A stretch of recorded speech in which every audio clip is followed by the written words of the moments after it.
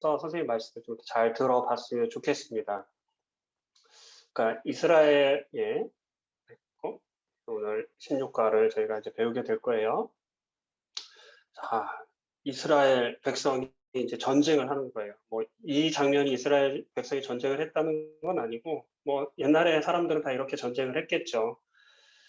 자, 이스라엘 백성이 이제 요단강을 무사히 건넜잖아요. 우리가 지난주에 말씀을 배웠는데 이제 그리고 요단강을 건너자마자 길갈이라는 선생님, 곳에 네, 왜 분대가 본대라고 돼 있어요? 어디요? 여기 본대, 아, 200만 명의 음, 본대가. 그러니까 그냥 군대나 본대나 같은 의미예요. 네. 그런 예리하게 봤네요. 선생님이 이게 이미지를 갖고 온 거라서. 그러니까 뭐 본대는 그 이스라엘 뭐죠? 그 자녀들도 있었을 테고 어른들도 있었을 거고 나이 많은 사람도 있었을 거고 그러니까 모든 사람 아마 다 포함된 그런 사람들을 이야기하는 걸 거예요. 자, 그래서 요단강을 건너고 길갈에서 여호사는 이스라엘 백성에게 할례를 행했어요. 그리고 가나안 땅에 들어왔죠. 근데 가나안 땅에 들어오자마자 이스라엘 백성은 여리고성을 공격해요. 여리고성을 점령해야만 했어요. 근데 그 여리고성은 사실 되게 남쪽과 북쪽을 점령할 수 있는, 그러니까 공격할 수 있는 전략적으로 아주 좋은 지리적 위치를 갖고 있었기 때문에 이스라엘 백성들이 꼭 이 여리고성을 정복해야만 했다는 거예요. 그런데 이 여리고성, 이 어떤 사람이 이렇게 대충 그린 것 같아요. 여리고성을 생각하면서. 그런데 이 여리고성은 독특한 구조를 갖고 있었다고 해요. 어떤 구조였냐면, 자, 우리 친구들한테 좀 질문을 한번 해볼게요. 우리 친구들 혹시 이 성을 공격하기 위해서, 이 성을 공격하기 위해서 우리 친구들은 어떤 전략을 한번 쓰면 좋겠다 생각이 들어요. 나는 이런 전략으로 이 성을 공격해보고 싶어요 하는 친구 혹시 있나요? 한번 시켜볼까요? 누가 얘기해볼까요? 유겸이. 자폭. 네, 민우. 저기 사이가 있으니까 저기 사이에 있는 물을 여리고성으로 돌려요. 어디? 사에 있는 물을 여리고성으로 돌린다고요? 네, 땅을 파가지고. 그것도 좋은 방법이에요. 혹시 뭐 다른 아이디어 있는 친구 있어요?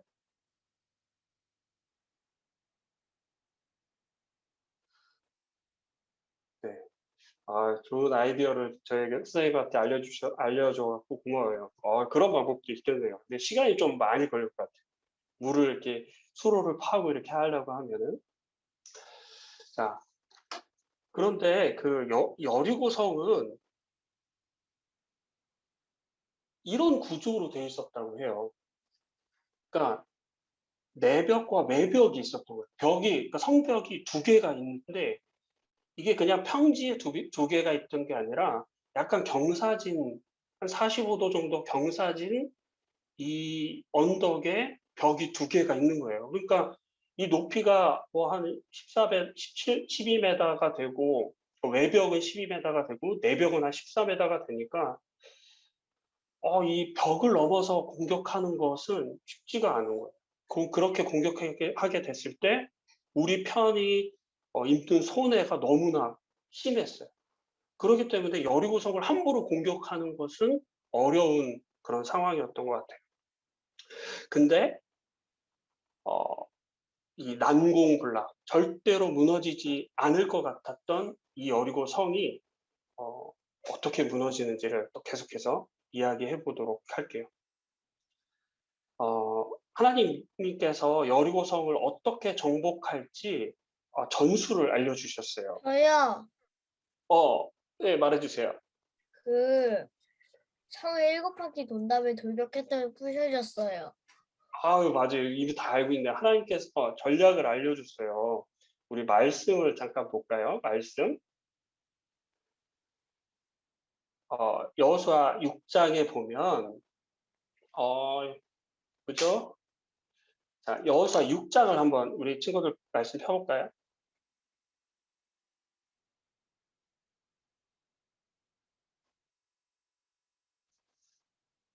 여호수아 6장 3절부터 5절을 누가 한번 어떤 친구가 읽어줄까요?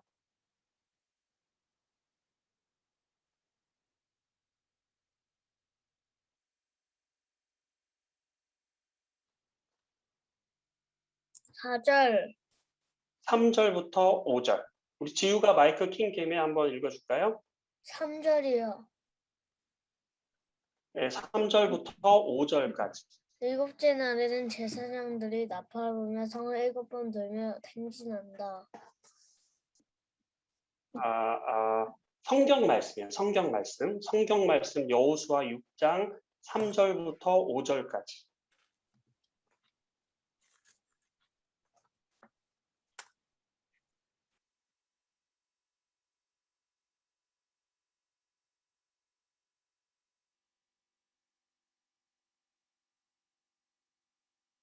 찾았어요? 읽어볼까요?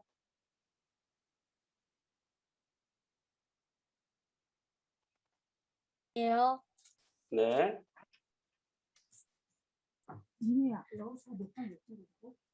여호수아 6장 3절부터 5절 말씀이에요.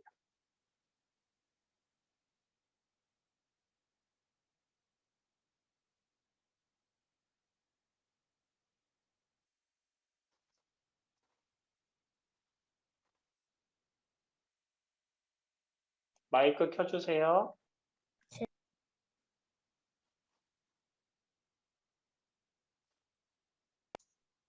언약궤 앞에서 나아가 있고 일곱째 날에는 그 성에서 7번 들어 그 제사장된 나팔을 불 거이며 제사장들은 양각 나팔은 길게 불어 그 나팔 소리 너희에게 들릴 때는 백성은 다 큰 소리로 외쳐 부를 것이니 그리하면 그 성경이 무려서 내리니 백성은 각기 앞으로 올라가니라 하시매. 네, 잘 읽어줬어요. 고마워요. 자, 하나님의 여리고 성 정복법은 이 말씀에 나와 있는 대로 우리 지우가 잘 읽어줬는데, 첫 번째가 모든 군사들은 6일 동안 성을 하루에 한 번씩 도는 거였어요. 그리고 7명의 제사장들이 언약궤 앞에 서서 나팔을 불면서 행진하는 거였어요. 7째 날에는 제사장들이 나팔을 불며 성을 7번 도는 거였어요. 그리고 양각 나팔이라는 것을 길게 불고 양각 나팔 소리가 들릴 때 함성을 와 지르면 성벽이 무너질 거예요. 무너지고 나면 진격하는 거예요. 근데 성벽을 돌 때 아무 이야기도 하지 않는 거였어요. 하나님의 여리고성 정복법은 이런 거예요. 너무 좀 이상하죠. 막 되게 항공모함, 막 전투기, 막 이런 거 멋진 거 이렇게 전략적인 전술을 사용해서 성을 공격했어야 했는데 너무나 이상한 방법, 여리고성을 공격하라고 하는 거예요. 좀 이상해요. 왜 이런 방법을 했을까?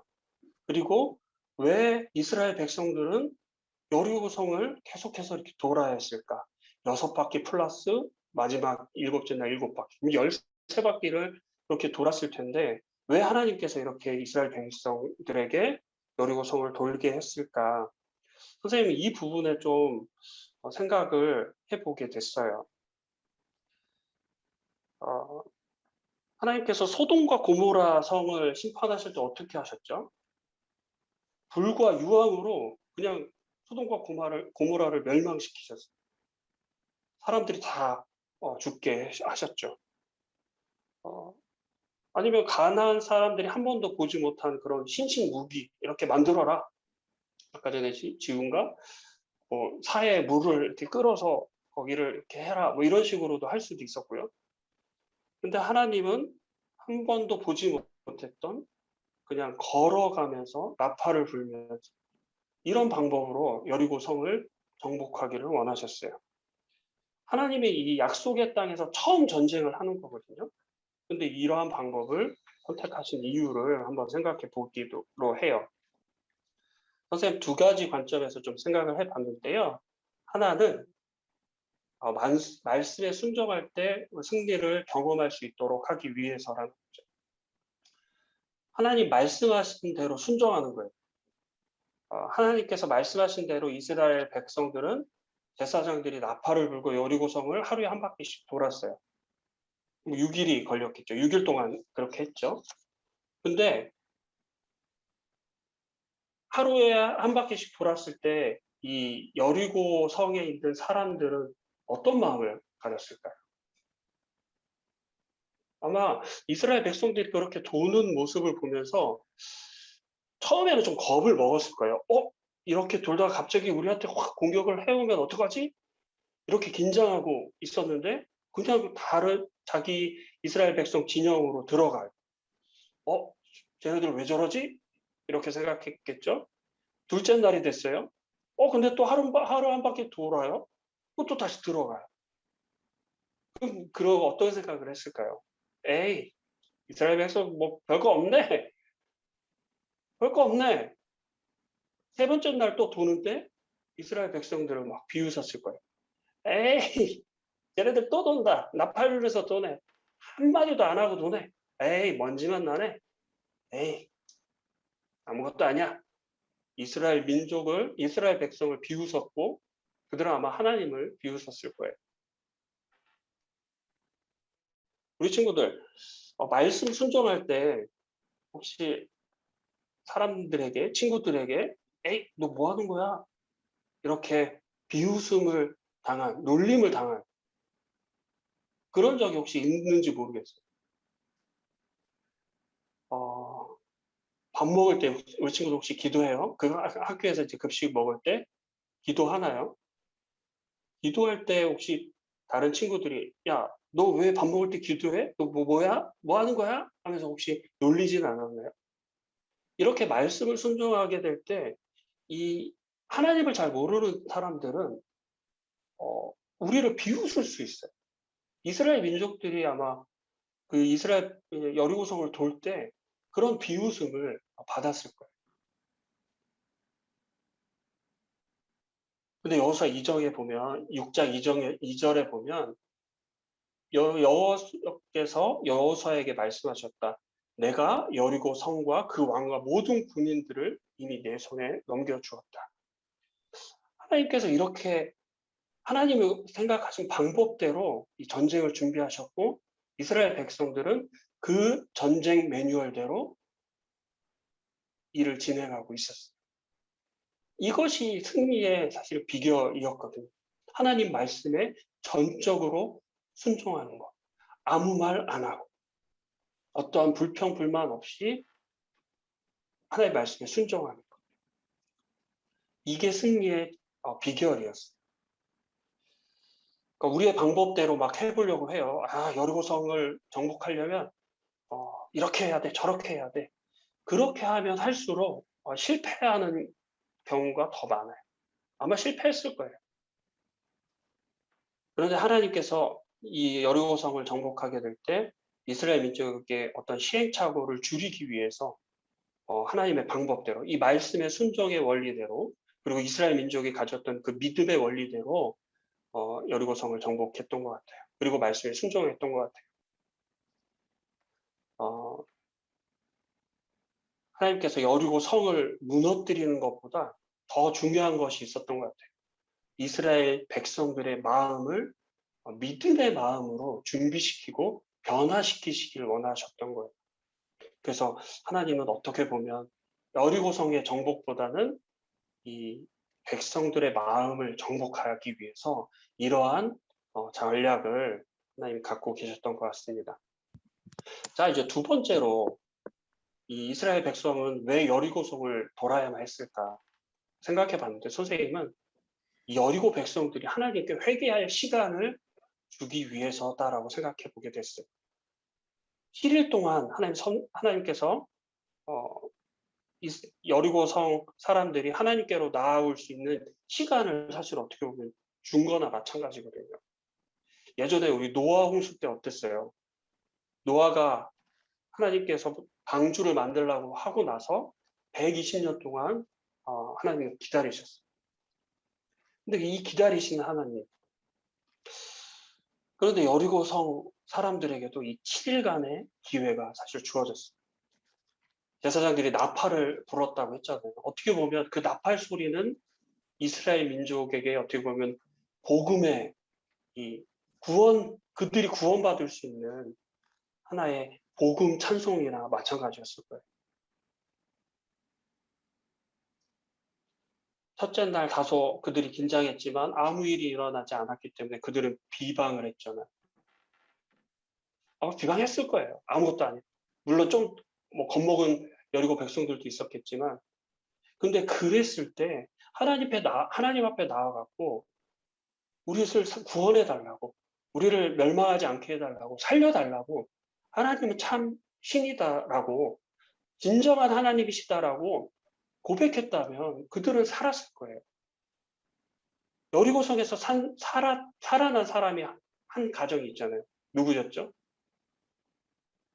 저 라합 가정. 기생 라합이었던 가정이 살아났어요. 이 성 위에서 이스라엘 민족을 조롱했을 거예요. 근데 라합은 자신을 구원해 주실 하나님을 믿었어요. 여호수아 2장 11절에 보면 정말 당신들의 하나님 여호와야말로 천하에 제일 가는 신이십니다. 이 하나님을 알았거든요. 그래서 자신들의 이 여리고성을 정복할 때 자기를 구원해 달라고. 그리고 여호수아 2장을 6장을 우리 친구들이 읽어보게 되면 라합의 가정을 살려주라고 신신당부하는 모습이 나오게 돼요.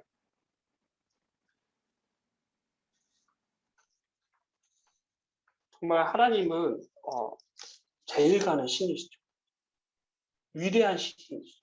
우리를 창조하신 그리고 우리를 구원할 수 있는 하나님이시다는.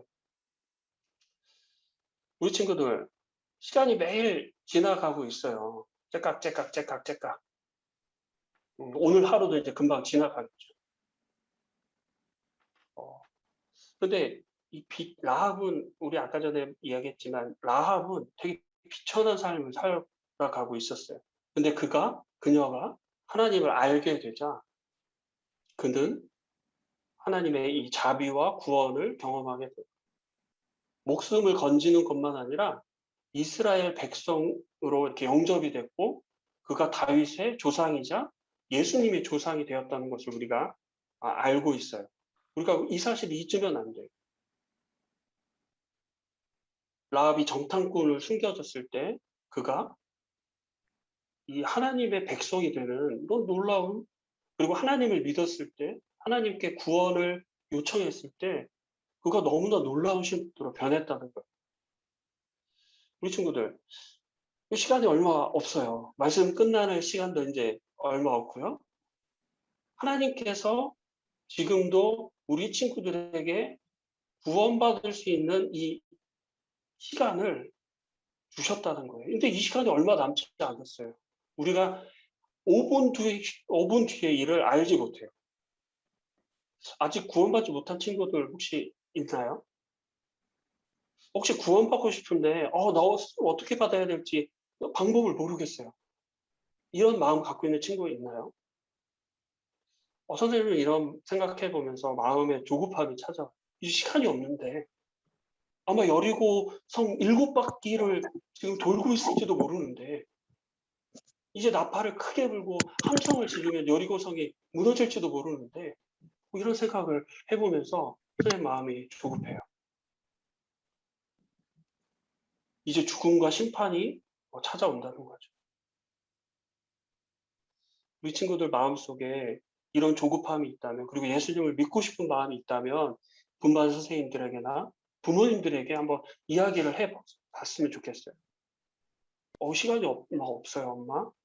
선생님, 시간이 얼마 없대요. 내가 구원받을 수 있는 시간이 계속해서 줄어들고 있어요. 이 복음에 구원받을 수 있는 이런 방법들을 알려주세요라고 선생님들한테 요청하면 그러니까 선생님들이 도와줄 수 있어요. 그리고 부모님들이 도와줄 수 있어요. 우리 친구들, 하나님께서 자신의 이 백성들에게 믿음과 이 순종의 경험을 통해서 이스라엘 백성들을 인도하시는 모습을 보게 돼요. 그리고 여리고 백성들에게 회개할 기회를 주시기 위해서 7일이라는 이런 시간, 마지막 시간을 주신 것을 기억해 보게 됩니다. 이런 내용을 전하면서 우리 친구들도 이스라엘 민족의 이 믿음뿐만 아니라 이제 얼마 남지 않는 이 구원의 시간에 대해서 우리 친구들 깊이 고민해보고 나는 정말 구원을 받은 사람인가? 그럼 나는 어떻게 하면 구원을 받을 수 있는가에 대해서 고민해보는 그런 시간이 됐으면 좋겠습니다. 우리 잠시 우리 다음 분반에서 한번 말씀에 순종하고 싶은 마음이 큰가요? 아니면 나는 무관심한 마음이 큰가요?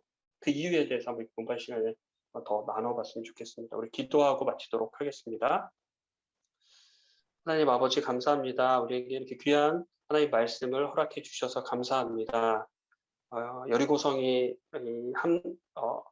무너지는 이런 무너지지 않을 것 같았던 그런 여리고성이 하나님의 말씀에 이스라엘 민족이 순종하게 될 때 무너졌던 것을 보게 됩니다. 이스라엘 민족을 준비시키시고 가나안 땅에서 어떻게 살아야 할지를 또 믿음의 걸음을 어떻게 걸어야 할지를 알려주셔서 감사합니다. 또 여리고성이 무너지는 것을 보면서 이 구원의 시간이 또 우리가 계속 줄어드는 것을 또 알게 되고 또 내가 어떻게 구원받아야 할지 또 구원받고 싶은 마음이 우리 친구들 속에 생길 수 있도록 하나님 도와주시고 인도해 주시길 원합니다. 분반 시간을 주님 앞에 부탁합니다. 주 예수 그리스도의 이름으로 기도했습니다. 아멘.